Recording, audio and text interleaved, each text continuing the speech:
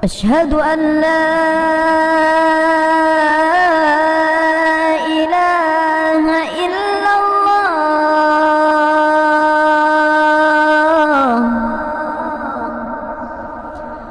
أشهد أن لا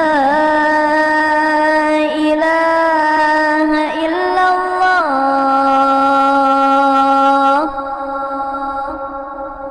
بسم الله الرحمن الرحيم. Assalamualaikum warahmatullahi wabarakatuh. Alhamdulillahilladzi fadala bani Adam bil ilmi wal amal ala jami'il alam. Wassalatu wassalamu ala sayyidil arabi wal ajam wa ala alihi wa sahbihi ya nabiyal ulumi wal hikam. Amma ba'du.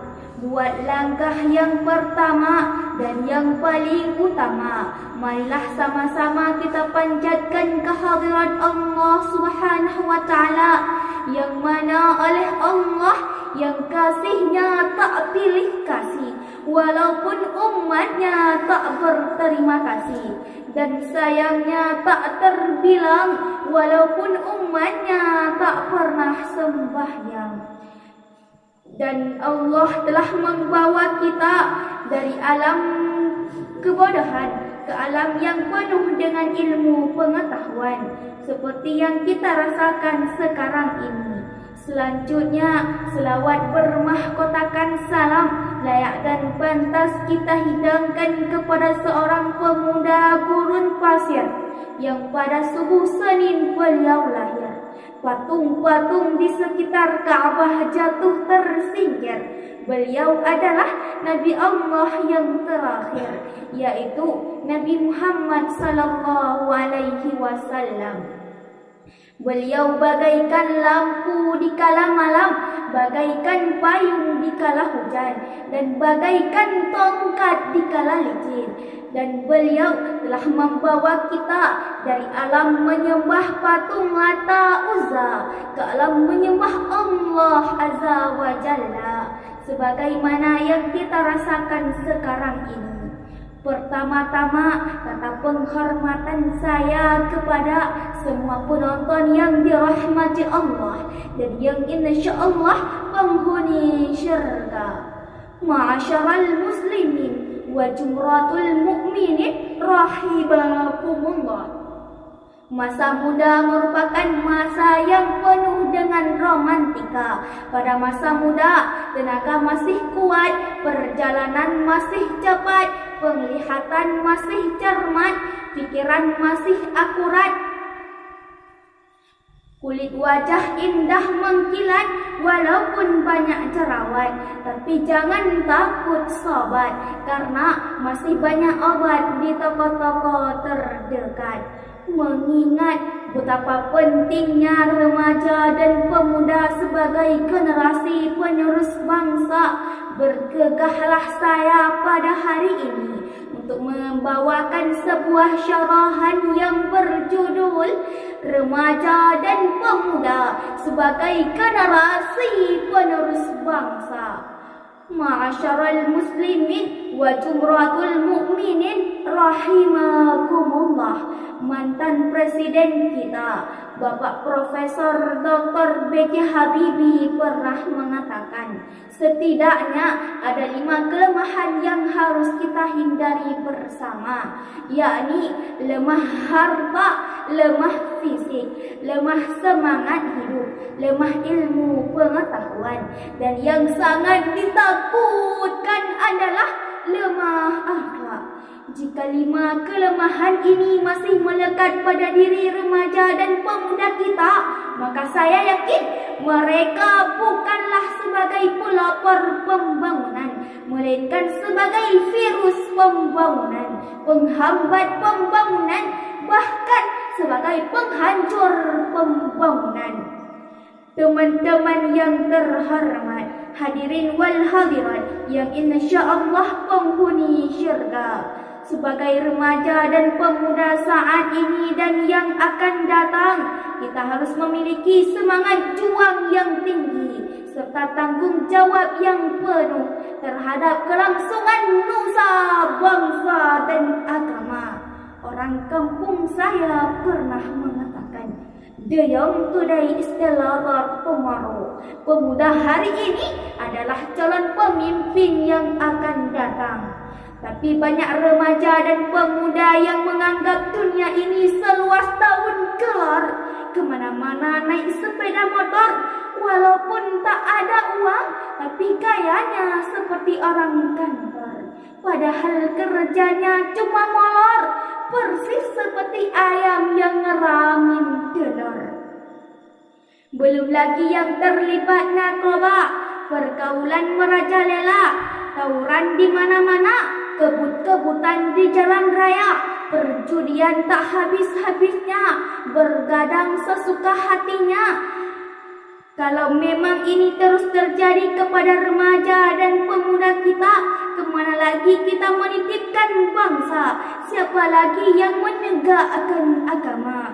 Wahai saudara-saudaraku yang seiman dan seagama, kenapa ini bisa terjadi kepada remaja dan pemuda kita? Apakah dia jauh dari ulama ataukah dia tak mengerti agama? Dan yang disayangkan adalah dia dekat dengan ulama, dia mengerti agama tapi tidak mengamalkan agama.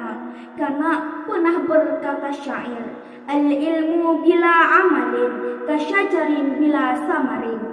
Ilmu tidak diamalkan bagaikan pohon yang tak berbuah. Oleh sebab itu, wahai remaja dan para penuntut ilmu, amalkan ilmu yang telah engkau ketahui. Karena kenapa? Dengan mengamalkan ilmu yang telah kita ketahui, insya Allah akan menambah ilmu kepada kita. Wahai teman-temanku, marilah kita menuntut ilmu agama supaya kita nantinya bisa berguna bagi bangsa dan negara.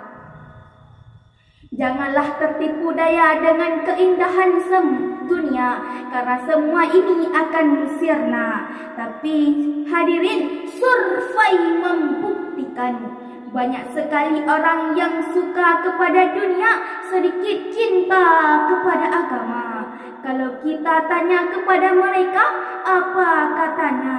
Mereka takut tidak menjaminkan harta. Mereka takut menuntut ilmu agama karena pada akhirnya membawakan kemiskinan. Tapi hadirin, sebenarnya yang dikatakan miskin bukanlah tidak mempunyai harta, tapi yang dikatakan miskin adalah yang tidak mempunyai ilmu agama. Karena kenapa? Kalau kita mempunyai harta tapi tidak mempunyai ilmu agama, sungguh harta itu bisa sirna. Dan kalau kita mempunyai ilmu agama, harta itu bisa dijaga dan bisa datang kapan saja.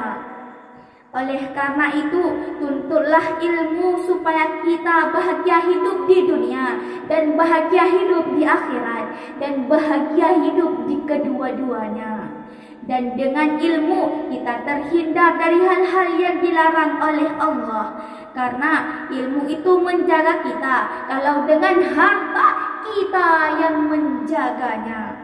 Sekali lagi saya mengatakan, marilah sama-sama kita menuntut ilmu agama supaya nantinya kita berguna bagi bangsa dan negara dan berguna bagi agama.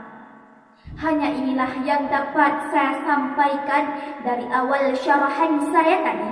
Dapat kita ambil beberapa kesimpulan. Pertama, kita adalah remaja dan pemuda sebagai generasi penerus bangsa. Jadilah remaja dan pemuda yang dicinta oleh Allah, yang dicinta oleh Nabi, yaitu pemuda yang berguna bagi bangsa dan negara. Dan yang sangat penting adalah berguna bagi agama. Yang kedua, wahai saudara-saudaraku, marilah kita menuntut ilmu agama. Karena menuntut ilmu agama itu kewajiban bagi kaum muslimin laki-laki dan kaum muslimin perempuan. Dengan ilmu kita akan bahagia hidup di dunia dan bahagia hidup di akhirat. Yang ketiga, jangan takut menegakkan kebenaran, karena kebenaran tidak akan binasa, tapi kebohongan yang akan sirna. Yang keempat, tuntutlah ilmu yang disuruh oleh Nabi dan kerjakan apa yang diperintahkan oleh Allah. Karena dengan itu, insya Allah kita bisa terjaga dari hal-hal yang dilarang oleh Allah. Karena ilmu itu menjaga kita. Hanya inilah yang dapat saya sampaikan. Lebih dan kurang saya mohon maaf. Saya akhiri. Wabillahi taufiq wal hidayah. Wassalamualaikum warahmatullahi wabarakatuh.